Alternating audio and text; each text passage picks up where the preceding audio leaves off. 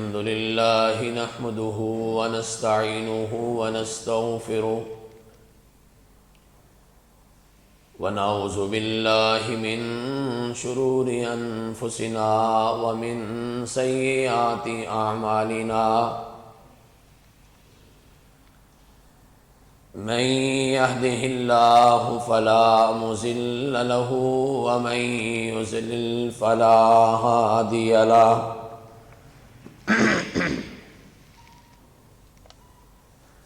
أشهد أن لا إله إلا الله وحده لا شريك له أشهد أن محمدا عبده ورسوله صلى الله عليه وسلم أما بعد فيا أيها الناس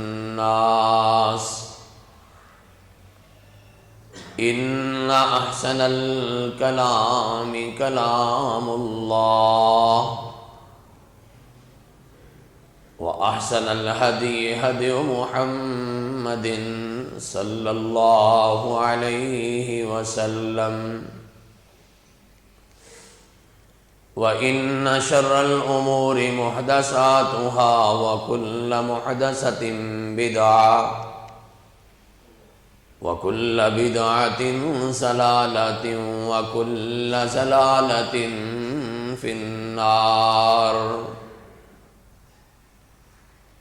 اللهم صل على محمد وعلى آل محمد صلى الله عليه وسلم كما صليت على إبراهيم وعلى آل إبراهيم إنك حميد مجيد اللهم بارك على محمد وعلى آل محمد كما باركت على إبراهيم وعلى آل إبراهيم إنك حميد مجيد رب اشرح لي صدري ويسر لي أمري واحلل عقدة من لساني يفقهوا قولي سبحانك لا علم لنا إلا ما علمتنا إنك أنت العليم الحكيم اللهم انفعنا بما علمتنا وعلمنا ما ينفعنا وزدنا علما أعوذ بالله من الشيطان الرجيم بسم الله الرحمن الرحيم يا أيها الذين آمنوا اتقوا الله حق تقاته ولا تموتن إلا وأنتم مسلمون يا أيها الناس اتقوا ربكم الذي خلقكم من نفس واحدة وخلق منها زوجها وبث منهما رجالا كثيرا ونساء واتقوا الله الذي تساءلون به والأرحام إن الله كان عليكم رقيبا يا أيها الذين آمنوا اتقوا الله وقولوا قولا سديدا يصلح لكم أعمالكم ويغفر لكم ذنوبكم ومن يطع الله ورسوله فقد فاز فوزا عظيما قال الله سبحانه وتعالى في مقام آخر أعوذ بالله من الشيطان الرجيم نبئ عبادی انی انا الغفور الرحیم۔ صدق اللہ مولانا العظیم۔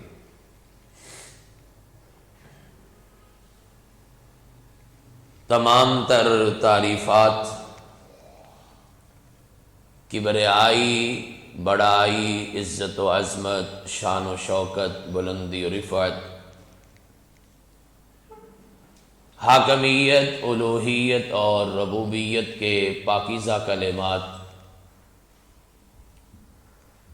اللہ وحدہ لا شریک کی ذات بابرکات کے لیے ہیں۔ ہر قسم کے جائز درود و صلاۃ و سلام نبی دو جہاں، رسول کل زماں، سید الکل، خاتم الرسل، فخر الرسل، سردار انبیاء، سرتاج انبیاء، جناب احمد مجتبی محمد مصطفیٰ ارواحنا لہ الفدا صلی اللہ علیہ وعلی آلہ واصحابہ واہل بیتہ اجمعین وسلم کی پاکیزہ، مقدس، مطہر اور مبارک ذات گرامی کے لیے۔ حدیث کی سب سے مستند کتاب صحیح البخاری میں ایک روایت موجود ہے سیدنا ابو ہریرہ رضی اللہ تعالی عنہ کے حوالے سے کہ رسول کائنات علیہ الصلاۃ والسلام نے فرمایا، ان للہ 99 اسما، اللہ کے 99 نام ہیں۔ اور حدیث کے اگلے الفاظ بڑے حوصلہ افزا اور بڑے ہی زبردست ہیں۔ فرمایا کہ من احصاہا دخل الجنت، جو ان ناموں کو یاد کرتا ہے اللہ اس بندے کو جنت میں داخل فرمائیں گے۔ اور یہی وہ اللہ کے اسماء حسنی ہیں جس کے بارے میں قرآن مجید میں بڑا واضح ارشاد ہے، وَلِلَّهِ الْأَسْمَاءُ الْحُسْنَى فَادْعُوهُ بِهَا، اللہ کے بڑے بڑے پیارے نام ہیں، لہذا اللہ کو پکارنا ہو، اللہ کو بلانا ہو، اللہ سے مانگنا ہو، کسی چیز کی طلب ہو تو اللہ کے ان ناموں کے ذریعے سے اللہ مالک کائنات سے سوال کیا کرو۔ عام طور پہ بھی آپ نے دیکھا ہوگا کہ اکثر قرآن مجید جو ہمارے پاس بالخصوص پاکستان میں پرنٹ ہوتے ہیں ان کے آغاز میں یہ 99 نام دیے ہوتے ہیں، اور یہ نام جو ہیں یہ 81 نام یعنی 81 ایسے ہیں کہ جو قرآن مجید میں موجود ہیں، اور باقی کے 18 نام یہ حدیث کی مقدس دستاویزات اور اس کی کتابوں کے اندر موجود ہیں۔ نبی کائنات علیہ الصلاۃ والسلام کی سنت مبارکہ ہے کہ اللہ سے جو بھی مانگنا ہوتا، جس قسم کی دعا کرنا ہوتی، اللہ مالک کے کائنات سے اس قسم کے ناموں کا واسطہ دے کے اللہ سے سوال کرتے۔ چونکہ یہ مسئلہ سمجھ لے، اللہ کو اس کی ذات اور اس کے ناموں اور اس کی صفات کا واسطہ دے کے سوال کیا جا سکتا ہے۔ مثال کے طور پر اگر کوئی صحابی بیمار ہوتے، کائنات کے امام اس کے لیے دعا فرماتے، اذہب الباس رب الناس واشف انت الشافی لا شفا الا شفاؤک شفاء لا یغادر سقما، اللہ اس کی اس بیماری کو دور کر دے، اے لوگوں کے رب اس کو شفا عطا فرما، چونکہ تو شافی ہے، تو شفا دینے والا ہے۔ بیماری سے شفا مانگ رہے تو اللہ کو اس کے نام شافی کے ذریعے اس کا واسطہ دے کے اور اس کے ذریعے سے اللہ کو پکار کے شفا طلب کر رہے۔ سیدنا عائشہ صدیقہ رضی اللہ تعالی عنہ فرماتی ہیں، میں نے اللہ کے پیغمبر علیہ الصلوۃ والسلام سے سوال کیا، کائنات کے امام اگر مجھے ایسا محسوس ہو رمضان کی آخری طاق راتوں میں کہ یہ رات لیلۃ القدر ہے، یہ وہی رات ہے جس کے بارے میں کہا گیا خیر من الف شہر، یہ 1000 مہینے اور تقریباً 84 سال کی عبادت سے زیادہ بہتر اور اس سے زیادہ مقام والی ایک رات ہے، اور کائنات کے امام اگر مجھے وہ رات میسر آ جائے تو میں اللہ سے کیا مانگوں؟ مشہور روایت ہے، کائنات کے امام نے فرمایا عائشہ پھر اللہ سے مانگنا اللہم انک عفو تحب العفو فاعف عنا یا فاعف عنی، اللہ تیری صفت ہے کہ تو عفو ہے، معاف کرنے والا ہے، تحب العفو، اور پھر تو معافی کو پسند بھی کرتا ہے، فاعف عنی، اللہ مجھے بھی معاف فرما دے۔ تو یہ 2 روایات جو میں نے آپ کے سامنے پیش کی ہیں، ان سے ثابت ہوتا ہے کہ اللہ مالک کائنات سے جب سوال کیا جائے، جس قسم کا سوال ہو اس قسم کے اللہ کے نام کا واسطہ دے کر اور اس نام سے اللہ کو پکار کے اللہ سے دعا مانگنی چاہیے، یہ سنت ہے۔ اور پھر آگے دیکھیے اس کا فائدہ کیا ہے۔ نبی کریم علیہ الصلوۃ والسلام کے ایک صحابی تھے،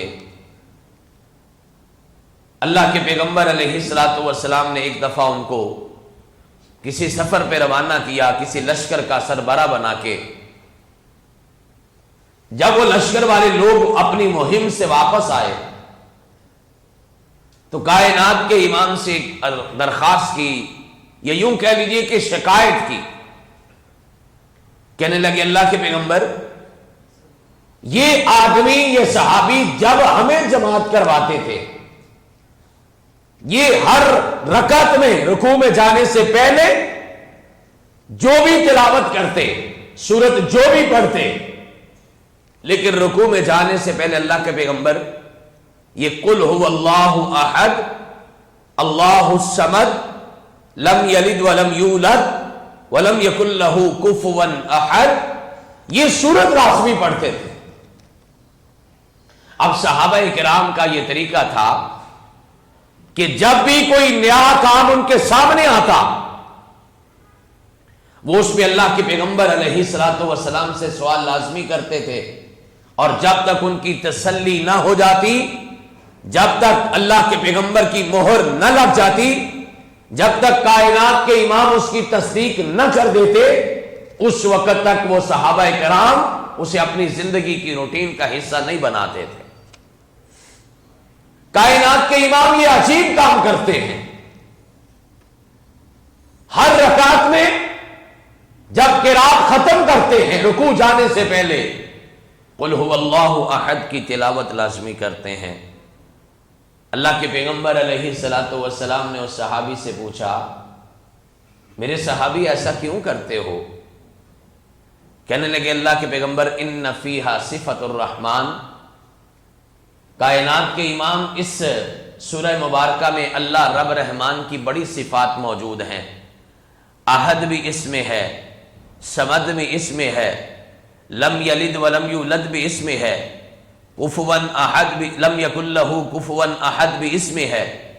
اس وجہ سے اللہ کے پیغمبر یہ سورہ مبارکہ چونکہ اللہ کی صفات کی صورت ہے، یہ مجھے بڑی اچھی لگتی ہے، اللہ کے نام اس میں موجود ہیں، لہذا میں اس کی تلاوت لازمی کرتا ہوں۔ اللہ کے پیغمبر مجھے اس سے بڑا پیار ہے، کائنات کے امام فرماتے میرے صحابی اگر واقعی یہی وجہ ہے تو پھر خوش ہو جاؤ، تم دنیا میں اللہ کے ناموں سے پیار کرتے ہو، عرش پہ بیٹھا ہوا رب تیرے سے پیار کرتا ہے۔ حضرات، اللہ مالک کائنات کو اس کے ناموں سے بلانا، اس کے ناموں کا واسطہ دینا اور اس کے ناموں سے دعا کرنا، یہ کائنات کے امام کی سنت بھی ہے، قرآن مجید کا حکم بھی ہے، یہ نجات کا ذریعہ بھی ہے، یہ اللہ کی محبت کا راستہ بھی ہے، اور مسند احمد کی ایک لمبی روایت ہے، میں اختصار سے پیش کرنے کی کوشش کروں گا، اس کی تفصیل جمعۃ المبارک کی نماز کے بعد آپ مجھ سے لے سکتے ہیں اگر کسی صاحب کو شوق ہو تو۔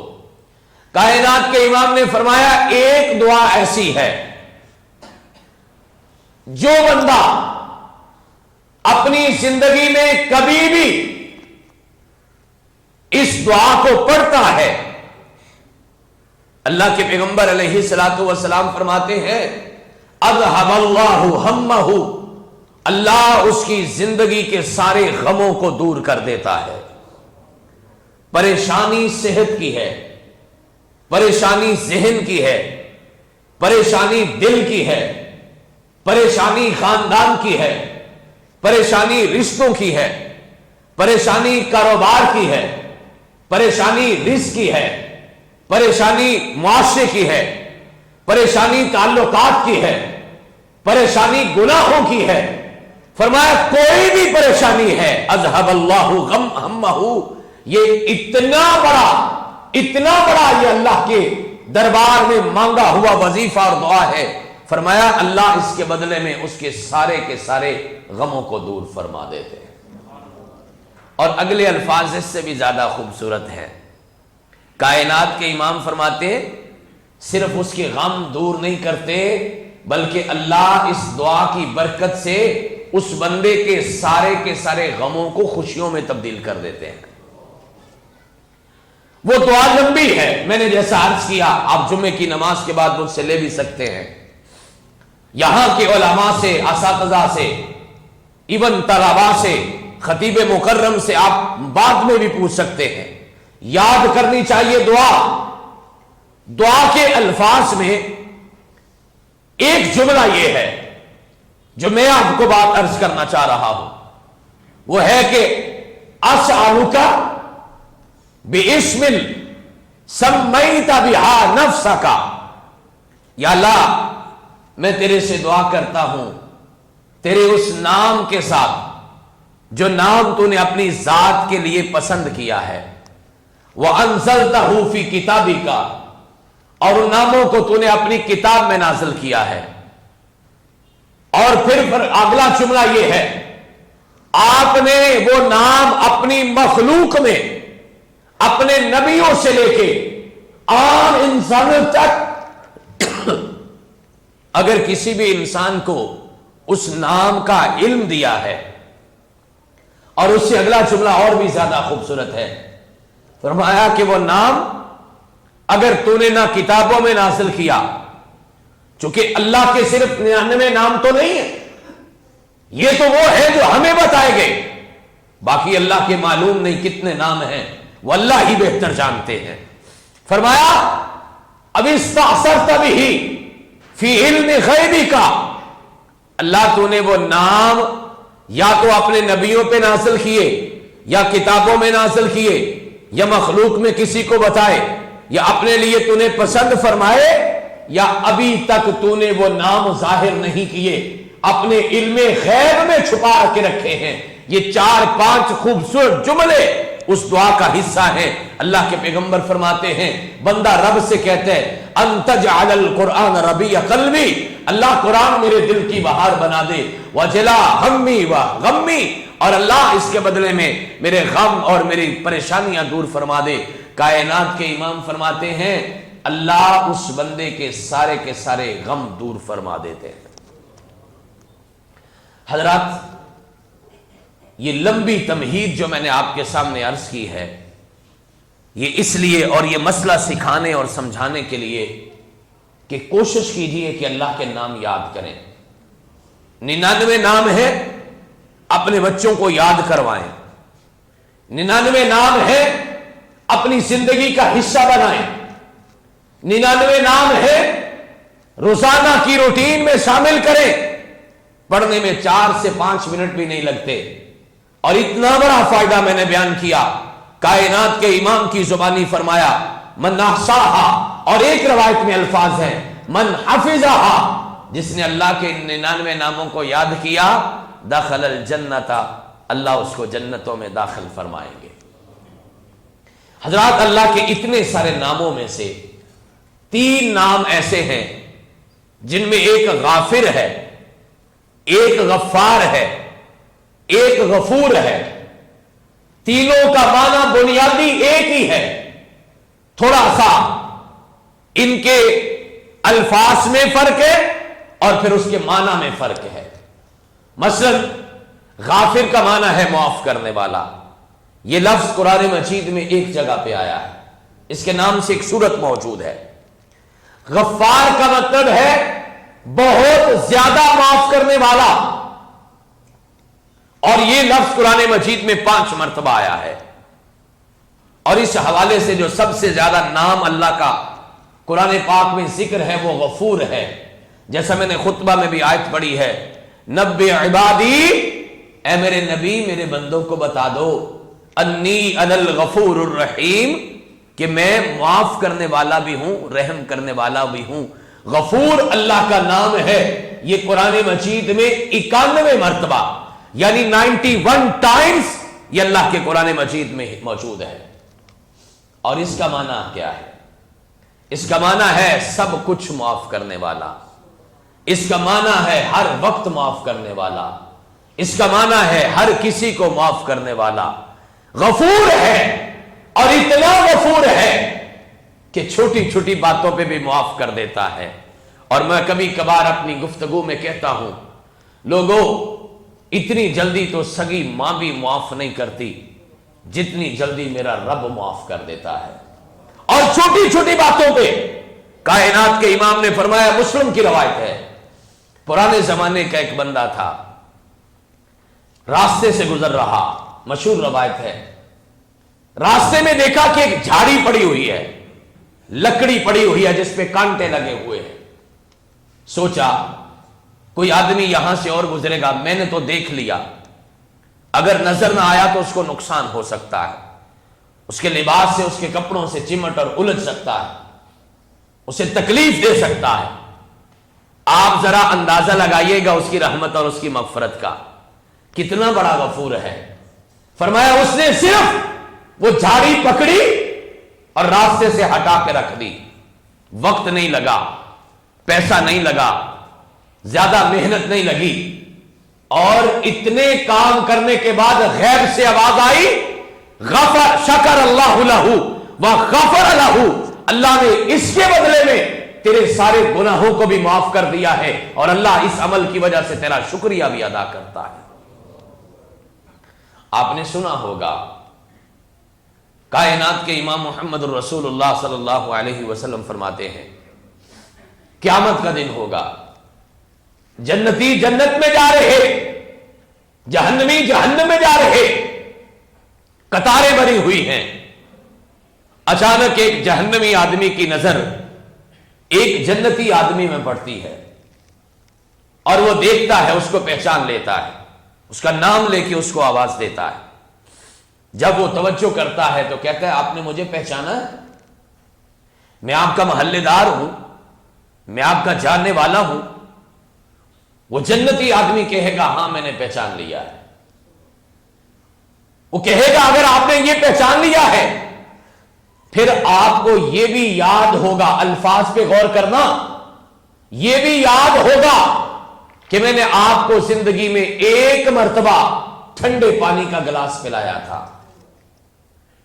یہ جنتی آدمی کہے گا ہاں مجھے یاد ہے۔ یہ جہنمی کہے گا پھر یہ نیکی تو میری ہے نا، اللہ نے تجھے معاف کر دیا ہے اور میں جہنم جا رہا ہوں، اپنے رب سے ذرا میری سفارش کر دے، اس ایک نیکی کی بنیاد پر وہ مجھے معاف کر دے۔ کائنات کے امام کہتے ہیں جنتی وہاں کھڑا کھڑا سفارش کرے گا، مولا تو بھی جانتا ہے اس نے اتنی نیکی تو کی ہے نا کہ ایک دفعہ مجھے ٹھنڈا پانی پلایا تھا، ایک مرتبہ اس نے مجھے ایک گلاس پانی دیا تھا۔ اللہ مالک کائنات فرمائیں گے جا اس نیکی کی وجہ سے اس کا ہاتھ پکڑ اور اس کو بھی جنتوں میں لے جا، وہ اتنا معاف کرنے والا ہے۔ خطائیں دیکھتا بھی ہے، عطائیں کم نہیں کرتا۔ خطائیں دیکھتا بھی ہے، عطائیں کم نہیں کرتا، اور سمجھ نہیں آتی وہ اتنا مہربان کیوں ہے، لیکن حضرات وہ اتنا ہی مہربان ہے۔ اللہ کے پیغمبر علیہ الصلوۃ والسلام کی ایک اور روایت سنیے، آپ کا ایک اور فرمان سنیے اور خوش ہو جائیے۔ کائنات کے امام فرماتے بندہ قیامت کے دن اللہ کے پاس آئے گا، ایک اللہ اس بندے کو اپنے قریب کر کے بٹھا لیں گے۔ حدیث میں سمجھنے کے لیے یہ الفاظ استعمال کیے ہیں کہ اتنا قریب ہوگا کہ اگر ایک چادر دی جائے تو دونوں اس کے اندر چھپ سکتے ہیں۔ ویسے تو اللہ کی ہستی بڑی ہے، لیکن سمجھانے کے لیے کہا، قربت بتانے کے لیے کہا۔ اللہ اس بندے کو قریب کر کے پوچھیں گے میرے بندے یہ گناہ کیا تھا؟ بندہ کانپ جائے گا، گناہ تو کیا تھا لیکن میں نے تو چھپ کے کیا تھا، میں تو سمجھا تھا کسی کو خبر نہ ہوگی، لیکن یہاں تو یہ رپورٹ پہنچ چکی ہے، مانے بغیر گزارا نہیں ہے۔ پریشان ہوتا ہے، ڈرتا ہے، لیکن ڈرتے ڈرتے کہتا ہے ہاں اللہ میں نے کیا تھا۔ اللہ مالک کائنات دوسرا گناہ پوچھیں گے، وہ بھی بتا دے گا، مان جائے گا کیا تھا۔ تیسرا، چوتھا، پانچواں، 10واں، 20واں، مانتا جائے گا، کانپتا جائے گا، کانپ رہا ہے کہ آج تو سارے گناہوں کی رپورٹ یہاں پہنچ چکی ہے، اب میرا کیا بنے گا؟ مالک کائنات اس کی زندگی کے سارے گناہ اس سے پوچھیں گے اور اس سارے گناہ مان جائے گا، شدید گھبراہٹ میں ہوگا، لیکن جب وہ پوری طرح سے پریشان ہے، مالک کائنات فرماتے ہیں میرے بندے جب تو دنیا میں گناہ کرتا تھا تو جانتا تھا نا کہ مجھے اس گناہ کا پتہ ہے؟ جی اللہ تجھے تو پتہ ہے۔ اچھا پھر میں نے کیا کیا؟ بندہ کہے گا اللہ تو نے میرا دنیا میں پردہ رکھا۔ او لوگو انسانوں کے پردے رکھنا شروع کر دو، اللہ آپ کے عیبوں پہ پردے ڈال دے گا۔ وہ پردے ڈالنے والا ہے اور پردے ڈالنے والوں کو بڑا ہی پسند کرتا ہے۔ کہا من ستر مسلمن سترہ اللہ یوم القیامہ، جس نے دنیا میں کسی مسلمان کے ایک گناہ پہ بھی پردہ رکھا، کل ساری کائنات کے سامنے اس کی زندگی کے سارے گناہوں پہ پردہ ڈال دوں گا۔ ہماری تو عادت یہ ہے، خدا نہ خواستہ کسی کا کوئی عیب، کسی کی کوئی غلطی، کسی کا کوئی جرم اور گناہ ہمیں پتہ لگ جائے صحیح، ہم تو اسے اخبار بنا دیتے ہیں۔ اللہ کی صفت یہ ہے کہ وہ گناہوں پہ پردے ڈالتا ہے اور پردے ڈالنے والوں کو بہت پسند کرتا ہے۔ اللہ فرمائیں گے پھر دنیا میں نے کیا کیا؟ کہا اللہ تو نے پردہ رکھا۔ اور حضرات ذرا جھانکیے نا اپنے گریبان میں، کتنے تیرے میرے گناہ ایسے ہیں جن کا اس نے پردہ رکھا ہوا ہے۔ یہ اس اللہ کا کرم ہے نا، اس نے ہمارا سب کچھ دوسروں پہ ظاہر نہیں کیا۔ میں اللہ کی قسم کھا کے کہتا ہوں اگر ہمارا سب کچھ ایک دوسرے پہ ظاہر ہو جائے، معاف کرنا تو دور کی بات ہے، ہم ایک دوسرے کے پاس بیٹھنا بھی پسند نہیں کریں گے، لیکن اس اللہ کا کرم ہے، اس اللہ کی مہربانی ہے اور اس اللہ کا حوصلہ ہے کہ اس اللہ نے ہمارے گناہوں پہ پردہ ڈالا ہے۔ فرمایا اللہ تو نے میرا پردہ ہی رکھا تھا، کہا جا پھر اگر دنیا میں پردہ رکھا ہے اب بھی تیرے سارے گناہوں پہ پردہ ڈالتا ہوں، جا جنتوں میں داخل ہو جا۔ حضرات وہ معاف کرتا ہے۔ حضرت حسن بصری رحمت اللہ علیہ ایک بہت بڑے امام گزرے ہیں، نبی کریم علیہ الصلوۃ والسلام کی وفات کے بعد یہ پیدا ہوئے تھے، سیدنا فاروق اعظم کے زمانے میں رضی اللہ تعالی عنہ۔ امام حسن بصری رحمت اللہ علیہ کا نام بھی حضرت عمر نے رکھا تھا، اور ان کو گھٹی بھی حضرت عمر رضی اللہ تعالیٰ عنہ نے دی تھی، اور دعا بھی کی تھی کہ اللہ اس بندے کو دین کا عالم بنا دے۔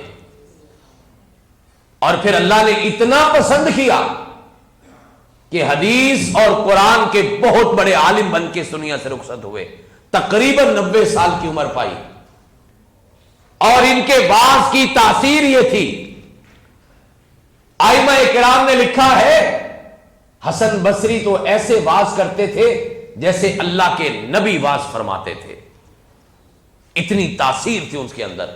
یہ جو ہم نے مشہور نام سنا ہے نا رابعہ بصری رحمہ اللہ کا، اتنی نیک اور مشہور خاتون تھی، یہ انہی کی شاگردہ تھی امام حسن بصری رحمت اللہ علیہ۔ جو بات میں آپ سے کہنا چاہتا ہوں، ان کے زمانے میں نا ایک نوجوان کی موت کا وقت آ گیا۔ نوجوان بظاہر گناہگار تھا، نمازوں کا چور تھا، بظاہر اعمال اچھے نہیں تھے۔ والدہ پاس بیٹھی ہے، ماں سے عرض کرتا ہے ماں باقی تو پتہ نہیں کیا بننا ہے، لیکن امام حسن بصری رحمت اللہ علیہ سے جا کے کہہ دے کم از کم میرا جنازہ تو وہ پڑھا دینا۔ حضرات یہ جنازے گواہی ہوتے ہیں، حضرات ان جنازوں سے پتہ چلتا ہے کہ زندگی کیسے گزاری ہے۔ اور بڑا خوبصورت جملہ کہنے لگا ہوں، کوشش کرو اپنی زندگی میں اپنے جنازے کی صفیں پوری کر لو۔ یہ زندگی کا کوئی پتہ نہیں کس گلی میں زندگی کی شام ہو جائے۔ حسن بصری سے کہیے میرا جنازہ وہ پڑھا دے۔ ماں جا کے درخواست کرتی ہے، امام محترم فرماتے ہیں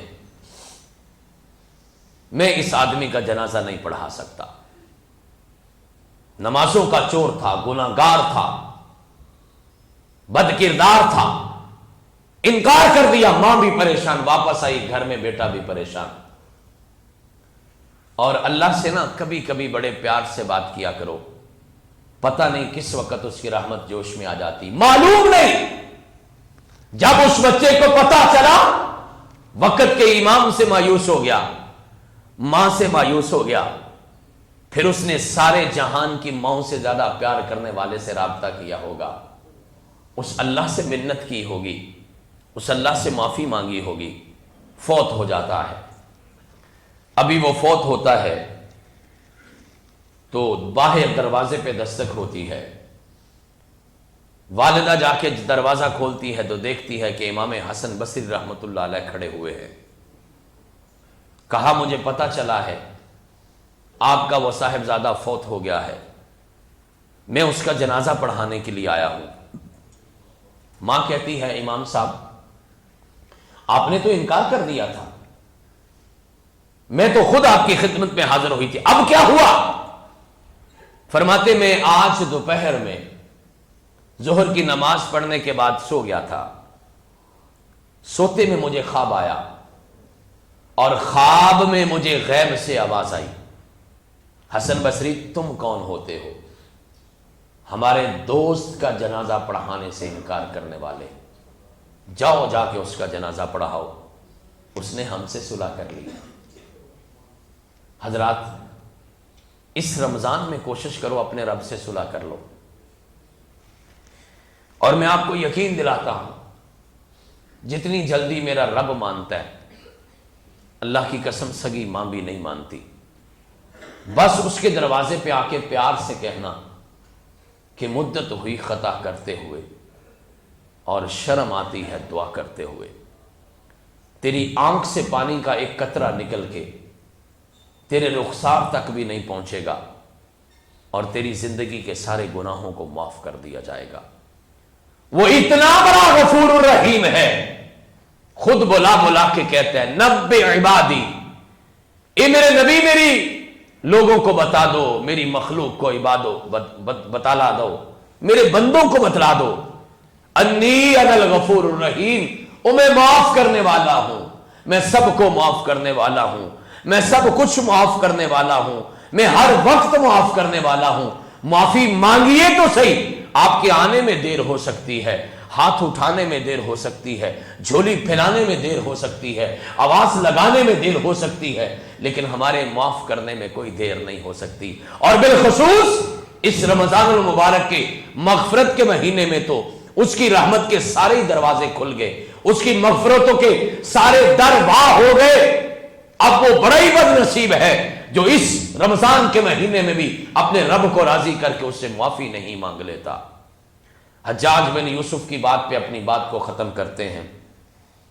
تاریخ میں بہت کچھ لکھا ہے، بہرحال جو بھی تھا جیسا بھی تھا، لوگ لکھتے ہیں موت کا وقت قریب آیا تو ماں سے کہنے لگا ماں میرے لیے دعا کر، اللہ مجھے معاف کر دے۔ ماں کہنے لگی بیٹا دل تو میرا بھی چاہتا ہے کہ اللہ تجھے معاف کر دے، لیکن جب تیری زندگی کے سارے کرتوت دیکھتی ہوں نا، مجھے یقین نہیں آتا کہ تیرے جیسے ظالم انسان کو بھی اللہ معاف کرے گا۔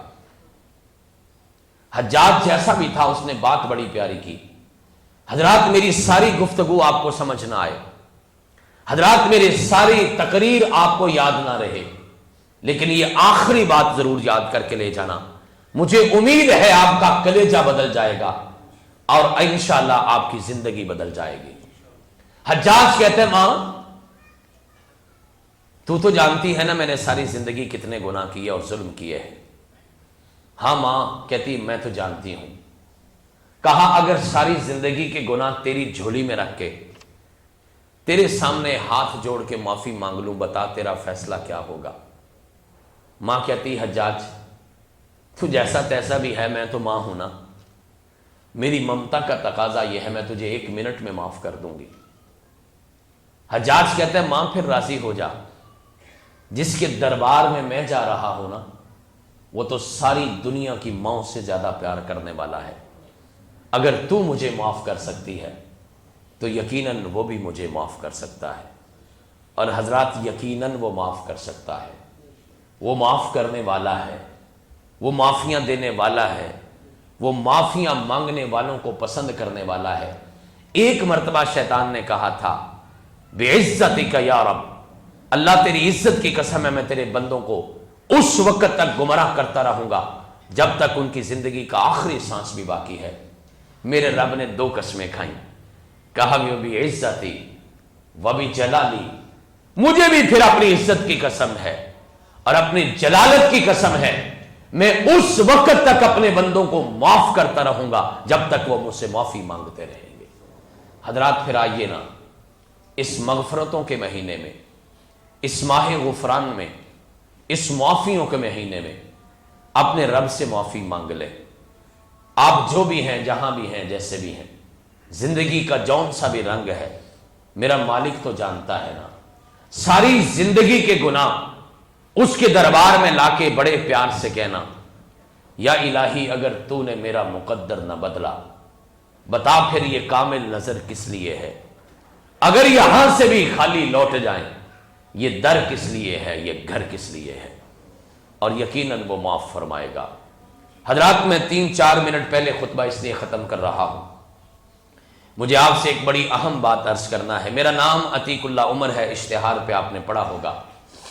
میں آپ کی ہمسائیگی میں پنجاب کالج میں الحمدللہ 13 سال سے اسلامیات پڑھا رہا ہوں۔ ٹاؤن شپ کے اندر میری رہائش ہے۔ جماعت نے میری ایک ذمہ داری لگا رکھی ہے، پورے پاکستان کے ہم خیال اساتذہ کرام کو جو سکول کے ہیں، کالج کے ہیں، یونیورسٹی کے ہیں، پرائیویٹ ہیں، سرکاری ہیں، اکیڈمیز کے ہیں، ان کو ہم ایک چھوٹی سی بات بتا رہے ہیں، سمجھا رہے ہیں کہ آپ اپنا سبق بچوں کو ضرور پڑھائیے۔ فزکس ہے، کیمسٹری ہے، بایو ہے، میتھمیٹکس ہے، کمپیوٹر سائنسز ہے، جو بھی ہے پڑھائیے، یہ ضروری ہے، یہ پڑھنا چاہیے، لیکن 40 منٹ کے لیکچر میں آخری 2-3 منٹ میں ہمارے بچوں کو ایک دین کی بات لازمی روزانہ بتا دیا کریں. آپ اندازہ لگائیے ایک کلاس میں عام طور پہ 6-7 لیکچر ہوتے ہیں. بچہ اگر روزانہ 6-7 باتیں دین کی سیکھے، جو مسجد میں نہیں آتا، جو ابھی کچے ذہن کا ہے، جس کے ذہن پہ لکھی ہوئی بات پتھر پہ لکیر ہے، جو آپ کے یہاں سے مدارس میں نہیں آتا، سکول کالج میں جاتا ہے، دینی محافل میں بھی کم آتا ہے، اس کو یہ پیغام اگر وہاں پہ ملے گا اور چھوٹی عمر میں ملے گا تو ساری زندگی اللہ کے فضل و کرم سے یہ پیغام اس کے ذہن پہ نقش ہو جائے گا اور ایک خاموش انقلاب آئے گا. ہماری نسلوں میں اللہ دین جاری فرما دے گا. یہ کام ہم نے 4 سال پہلے شروع کیا. الحمدللہ 4 سالوں میں تقریباً کیلکولیٹڈ بتا رہا ہوں، ذمہ داری سے ممبر پہ بیٹھ کے بتا رہا ہوں، 3 سے 4 لاکھ کلومیٹر کا سفر کیا ہے. بلتستان کشمیر سمیت 6 کے 6 صوبوں میں گئے ہیں. پاکستان کی 38 میں سے 28 ڈویژنز میں گئے ہیں. پاکستان کے 149 میں سے 109 ضلعوں میں سے گئے ہیں.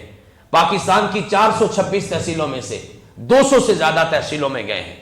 4000 کا یہ قافلہ اکیلا ہی چلا تھا جانب منزل، اور پھر لوگ ملتے گئے، کارواں بنتا گیا. الحمدللہ مجھے یہ بتاتے خوشی ہے کہ اب وہ تعداد الحمدللہ 4 سے 400 4000 اور اب کیلکولیٹڈ تعداد فیکٹس اور فگرز میں اللہ کے فضل و کرم سے 12000 ہو چکی ہے. اللہ کی توفیق سے ہم یہ پیغام لے کے ان کی تربیت کے لیے نکلتے ہیں. 5 کتابیں ہم ان کو سیٹ فراہم کرتے ہیں جو وہ خرید نہیں سکتے. تفسیر احسن البیان، حدیث ریاض الصالحین، سیرت مختصر سیرت النبی. یہ میں اس لیے بتا رہا ہوں کہ آپ بھی یہ گھروں میں لا کے رکھیں. میرے سے بعد میں لکھوا دیجیے گا، لیکن رکھیے اپنے بچوں کو پڑھائیے، گھر میں پڑھائیے، بیٹیوں کو دہیج میں دیجیے، اپنے بچوں کو تحفے کیجیے، اپنے دوستوں تک پہنچائیے. مختصر سیرت النبی صلی اللہ علیہ وسلم کے بعد تاریخ اسلام، اور ایک اسپیشل کتاب ہے نبی کریم صلی اللہ علیہ وسلم بحیثیت معلم، ڈاکٹر فضل الہی حافظہ اللہ تعالی، جو علامہ احسان الہی ظہیر شہید رحمت اللہ علیہ کے برادر ہیں، ان کے بھائی ہیں، ان کی لکھی ہوئی یہ 5 کتابوں کا سیٹ ہم ان لوگوں کو جو خود نہیں خرید سکتے پورے پاکستان میں فراہم کرنے کا ارادہ رکھتے ہیں. 730 ہمارے عہدیداران ہیں جو مرکزی مین عہدیداران ہیں، ان تک ہم نے اس رمضان میں یہ سیٹ پہنچانے کا ارادہ کیا ہے. دوستوں سے توجہ دلانے کا کہہ رہے ہیں، اور یہ پورے کا پورا سیٹ جو ہے یہ 2000 روپے کا آتا ہے. 5 کتابیں. رمضان میں الحمدللہ کتابیں بھی سستی ہو گئیں. نیکی کے سارے کام ہی اللہ نے سستے کر دیے ہیں. مکتبوں نے، کتب خانوں نے کتابیں سستی کر دی ہیں، اللہ ان کو جزائے خیر دے. یہ 2000 کا سیٹ آتا ہے. 100 سیٹ 2 لاکھ روپے کا آتا ہے. آپ کے ہاں ایسے لوگ بیٹھے ہیں جن کو اللہ نے اتنی بھی توفیق دیا ہے، اور صدقہ جاریہ کتنا بڑا ہے. ایک ٹیچر اپنی سروس میں تقریباً 20 سے 25 ہزار اسٹوڈنٹس کو پڑھاتا ہے. یہ لاکھوں نہیں کروڑوں خاندانوں تک جانے والا پیغام ہے، اور پورے پاکستان سے یہ گواہیاں قیامت کے دن انشاءاللہ ملیں گی. اور ہمارے لیے، یہ ہمارے بڑوں کے لیے، ہمارے فوت شدگان کے لیے صدقہ جاریہ بنے گا. 100 تفسیر اگر کوئی خرید کے دینا چاہتا ہے وہ خود خرید کے بھی دے دے، 60,000 روپیہ قیمت ہے. 100 اگر حدیث کی کتاب کوئی خرید کے دینا چاہتا ہے 30,000 روپیہ اس کی قیمت ہے. 100 اگر کوئی سیرت کی کتاب خرید کے دینا چاہتا ہے اس کی قیمت 20,000 ہے. یہ مختصر جو آپ کو نبی صلی اللہ علیہ وسلم بحیثیت معلم بتائی ہے یہ 45,000 کی 100 کتاب ہے. اللہ نے آپ کو توفیق دی ہے. میری درخواست اتنی ہے، میں ابھی خطبہ پڑھ کے نماز ہوگی، نماز کے بعد میری درخواست یہ ہے، مجھے مسجد کے ماحول کا نہیں پتا، دانش بھائی نے کیسا ماحول بنایا ہے، لیکن میرا مشورہ ہوگا کہ بڑی قبولیت کا وقت ہے، بڑا ہی مبارک وقت ہے، جمعہ ہے، رمضان کا ہے، اور پھر اس کے بعد جمعے کے بعد نماز کے بعد کا وقت ہوگا. خصوصی دعا لازمی مانگ کے جائیے گا. ہر بندہ آپ میں سے آگے تشریف لائے، یہاں پہ آ کے مصافحہ کرے، اپنا وعدہ کرے اور اپنا حصہ ضرور جمع کروا کے جائے. میری ماں بہن اگر کوئی سن رہی ہے اس تک پیغام جا رہا ہے، وہ بھی اپنا حصہ ضرور جمع کروائیے گا. اور ہمارے لیے یہ دعا ضرور کیجیے گا، اللہ ہماری نیتوں کو خالص کر دے، اللہ ہماری محنتوں میں برکت پیدا کر دے، اللہ ہماری ان ٹوٹی پھوٹی محنتوں کو قبول فرما لے. اقول قولی ھذا استغفر اللہ لی ولکم ولسائر المسلمین وآخر دعوانا ان الحمد للہ رب العالمین. ان الحمد للہ نحمده ونستعینه ونستغفره ونعوذ باللہ من شرور انفسنا ومن سیئات اعمالنا من يهده الله فلا مضل له ومن يضلل فلا هادي له أشهد أن لا إله إلا الله وحده لا شريك له أشهد أن محمدا عبده ورسوله أما بعد فيا أيها الناس إن أحسن الكلام كلام الله وأحسن الهدي هدي محمد صلى الله عليه وسلم إن شر الأمور محدثاتها كل محدثة بدعة كل بدعة ضلالة الضلالة في النار اللهم صل على محمد وعلى آل محمد كما صليت على إبراهيم وعلى آل إبراهيم إنك حميد مجيد اللهم بارك على محمد وعلى آل محمد كما باركت على إبراهيم وعلى آل إبراهيم إنك حميد مجيد ربنا ظلمنا أنفسنا وإن لم تغفر لنا وترحمنا لنكونن من الخاسرين۔ یہ بڑی قبولیت کا وقت ہوتا ہے۔ امام صاحب جب دوسرے خطبہ میں دعا کرتے ہیں تو خصوصی طور پر آمین کہا کریں۔ میرے لیے بھی دعا فرمائیں۔ میں 1 سال سے بیمار ہوں، میرے پاؤں کے 4 آپریشن ہوئے شوگر کی وجہ سے، اور انگلیاں کٹ گئی ہیں پاؤں کی، لیکن اللہ کی رضا پہ راضی ہیں۔ میرے رب نے دیا تو بھی راضی، لیا تو بھی راضی۔ پنجابی اگر سمجھ آئے تو خوبصورت جملہ ہے، یہ سونا میرے دکھ وچ راضی تے میں سکھ نو چلے پاواں۔ تو اس کی رضا پہ راضی ہیں، لیکن دعا تو کرنا بنتی ہے۔ میرے لیے بھی دعا کریں، اللہ تعالیٰ مجھے بھی اور تمام روحانی جسمانی بیماروں کو صحت کاملہ عاجلہ عطا فرمائے۔ اللہم اعز الاسلام والمسلمین، اللہم انصر الجہاد والمجاہدین، اللہم انصر المسلمین والمجاہدین فی سبیلک فی کل مکان، واذل الشرک والمشرکین والکفرۃ والفجرۃ والمرساکین والمرتدین والمجوسین والہنودین والیہودین، وانزل بہم بأسک الذی لا تردہ عن القوم المجرمین۔ سبحان ربک رب العزت عما یصفون، سلام علی المرسلین والحمد للہ رب العالمین۔